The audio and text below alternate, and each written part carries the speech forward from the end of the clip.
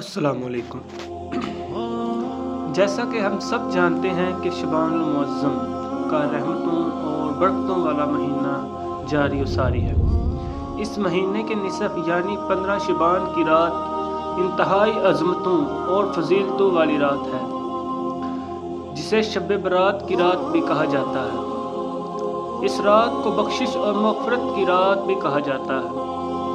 شب برات دنیا اور آخرت کو سنوارنے کی فکر کا نام ہے۔ یہ رات اللہ کے رسول سے دوری کو ختم کر کے قربت کی طرف بڑھانے کا ایک موقع ہے۔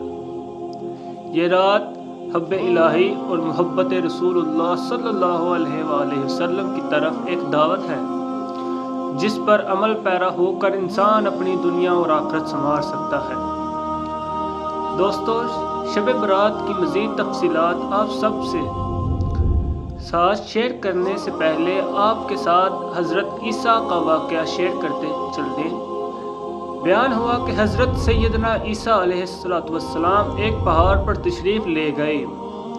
وہاں آپ نے ایک سفید رنگ کا پتھر دیکھا۔ آپ کو وہ پتھر بڑا پسند آیا۔ اتنے میں اللہ تعالیٰ نے وحی نازل فرمائی کہ اے عیسیٰ علیہ السلام، تجھ کو اس سے زیادہ عجیب چیز نہ دکھاؤں؟ آپ علیہ السلام نے عرض کی کہ بے شک۔ اتنے میں وہ پتھر پھٹ گیا اور اس کے اندر ایک بزرگ نظر آئے، جن کے ہاتھ میں ایک سبز رنگ کا عصا تھا۔ وہاں انگور کا ایک درخت بھی تھا، جس کا میوہ وہ بزرگ کھاتے تھے۔ آپ نے بزرگ سے دریافت فرمایا کہ تمہیں یہاں عبادت کرتے ہوئے کتنی مدت گزری؟ اس نے کہا، میں یہاں 400 سال سے عبادت کر رہا ہوں۔ اللہ اکبر۔ تو سیدنا حضرت عیسیٰ علیہ السلام نے بارگاہ الہی میں عرض کی کہ اے اللہ، میرے خیال میں تو نے اس شخص سے افضل مخلوق پیدا نہیں کی ہے۔ تو بارگاہ خامندی سے جواب آیا، اے عیسیٰ علیہ السلام، میرے محبوب محمد مصطفیٰ صلی اللہ علیہ وآلہ وسلم کی امت کا جو فرد شعبان المعظم کی 15ویں رات کو صرف 2 رکعت نفل پڑھے گا، تو اس نماز کا ثواب اس شخص کے 400 سالہ عبادت سے زیادہ ہوگا۔ اللہ تعالیٰ کا یہ ارشاد سن کر حضرت عیسیٰ علیہ السلام نے کہا کہ کاش میں بھی محمد مصطفیٰ صلی اللہ علیہ وآلہ وسلم کی امت میں ہوتا۔ سبحان اللہ۔ یہ ہے شعبان المعظم کی 15ویں رات کی فضیلت اور برکت۔ یہ جو واقعہ ہم نے سنا ہے، اس کا حوالہ بھی سن لیں۔ نزہۃ المجالس، جلد نمبر 1، صفحہ نمبر 132۔ اب شب برات کی فضیلت کے بارے میں بات کرتے ہیں۔ اسلام میں شب برات کو اس لیے بھی فضیلت حاصل ہے کہ یہ رات دوسری راتوں سے منفرد مقام رکھتی ہے۔ یہ رات ہمیں جھنجھوڑتی ہے اور ہمیں اللہ تعالیٰ کا خلیفہ اور نائب ہونے کا احساس دلاتی ہے، اور ہمیں اس منصب کے مطابق کردار ادا کرنے کی طرف راغب کرتی ہے۔ یہ رات مسلمانوں کے لیے گریہ زاری کی رات ہے۔ رب کریم صلی اللہ علیہ وآلہ وسلم تجدید عہد کی رات ہے۔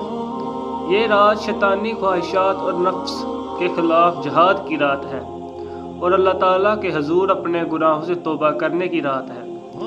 اس رات نیک عمل کرنے کا عہد اور برائیوں سے دور رہنے کا عہد دل پر موجود گناہوں کے زنگ کو ختم کرنے کا ایک ذریعہ بن سکتا ہے۔ برات کے معنی نجات یا چھٹکارا ہے۔ اس رات کو شب برات اس لیے کہا جاتا ہے کہ اس رات عبادت کرنے سے اللہ تعالیٰ انسان کو دوزخ کے عذاب سے نجات عطا کر دیتا ہے۔ حضرت ابو بکر صدیق رضی اللہ تعالی عنہ سے روایت ہے کہ حضور پاک صلی اللہ علیہ وآلہ وسلم نے فرمایا کہ اے مسلمانوں، شعبان کی 15ویں رات کو عبادت کے لیے جاگتے رہو، اور اس کامل یقین کے ساتھ ذکر و فکر کرو کہ یہ مبارک رات ہے، اور اس رات میں مغفرت چاہنے والوں کے تمام گناہ بخش دیے جاتے ہیں۔ سبحان اللہ۔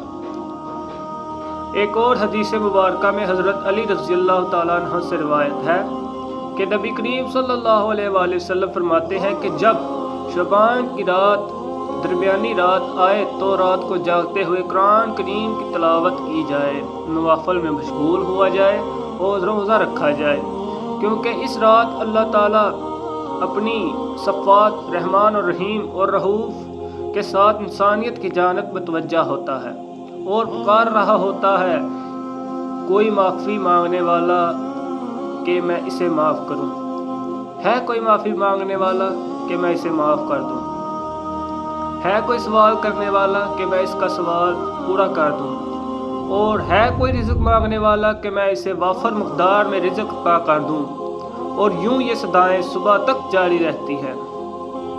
رسول اکرم صلی اللہ علیہ وآلہ وسلم نے فرمایا کہ شعبان کی 15ویں رات عبادت میں بسر کرو اور دن کو روزہ رکھو، کیونکہ اس شب ہر بخشش طلب کرنے والے کے گناہ بخش دیے جاتے ہیں اور رزق طلب کرنے والوں کے رزق میں وسعت عطا کی جاتی ہے۔ اور اسی طرح ایک اور حدیث میں حضور صلی اللہ علیہ وآلہ وسلم نے فرمایا کہ جب شعبان کی 15ویں شب آتی ہے تو اللہ تعالیٰ کی طرف سے اعلان ہوتا ہے کہ ہے کوئی مغفرت کا طلب کہ اس کے میں گناہ بخش دوں، کوئی مجھ سے مانگنے والا کہ اسے عطا کر دوں، اور اس وقت اللہ تعالیٰ سے جو بھی مانگا جائے وہ ملتا ہے اور سب کی دعا قبول فرماتا ہے، سوائے بدکار عورت اور مشرک کے، جب تک وہ اپنے گناہوں سے توبہ نہ کر لے۔ اللہ اکبر۔ ام المومنین حضرت عائشہ صدیقہ رضی اللہ تعالی عنہا ارشاد فرماتی ہیں کہ ایک رات میں نے حضور صلی اللہ علیہ وآلہ وسلم کو اپنے بستر پہ نہ پایا تو حضور صلی اللہ علیہ وآلہ وسلم کی تلاش میں نکلی تو میں نے آپ صلی اللہ علیہ وآلہ وسلم کو جنت البقیع میں پایا کہ حضور صلی اللہ علیہ وآلہ وسلم نے آسمان کی طرف سر اٹھایا ہوا تھا۔ مجھے دیکھ کر حضور صلی اللہ علیہ وآلہ وسلم نے فرمایا کہ اللہ تعالیٰ نے سب شبان کو آسمانی دنیا پر جلوہ گر ہوتا ہے اور قبیلہ کلب کی بکریوں کے جس قدر بال ہیں ان سے زیادہ لوگوں کو بخش دیتا ہے۔ شب برات کے حوالے سے یہ بھی قول ہے کہ یہ رات 4 خاص خصوصیات کی حامل ہوتی ہے۔ اس رات میں ہر کام کا فیصلہ ہوتا ہے، اس رات میں عبادت کرنے کی فضیلت ہے، اس رات میں رحمت کا نزول ہوتا ہے، اس میں شفا کا اہتمام ہوتا ہے۔ اس شب کی بے شمار خصوصیات میں سے ایک خصوصیت یہ بھی ہے کہ اس شب مبارکہ کو اللہ کے نیک بندوں پر تبارک و تعالیٰ کی طرف سے ان پر خاص رحمتوں کا نزول ہوتا ہے اور ہر جاندار چیز کا فیصلہ ہوتا ہے، مثلاً بندوں کی عمر کا فیصلہ، بندوں کے رزق کا فیصلہ، بندوں کے مصائب و علام کا فیصلہ، خیر و شر، رنج و غم، ذلت و رفعت، دیگر تمام افعال اس شب مبارکہ میں ملائکہ کو بتائے جاتے ہیں جن پر آئندہ سال عمل ہوتا ہے۔ امام ابو حنیفہ فرماتے ہیں کہ یہ رات قسمت انسانیت کی تقسیم کی رات ہے۔ اس رات گناہگاروں کی مغفرت ہوتی ہے، مجرموں کی معافی ہوتی ہے، خطا کاروں کی نجات ہوتی ہے، اور یہ رات ریاضت و احتساب اور تسبیح و تلاوت کی رات ہے۔ نبی کریم صلی اللہ علیہ وآلہ وسلم رمضان کے بعد ماہ شعبان میں روزوں کا زیادہ اہتمام فرمایا کرتے تھے۔ اس سلسلے میں حضرت اسامہ بن زید رضی اللہ تعالیٰ عنہ نے آپ صلی اللہ علیہ وآلہ وسلم سے عرض کیا کہ میں نے آپ کو رمضان کے علاوہ شعبان میں بھی اتنے روزے رکھتے نہیں دیکھا،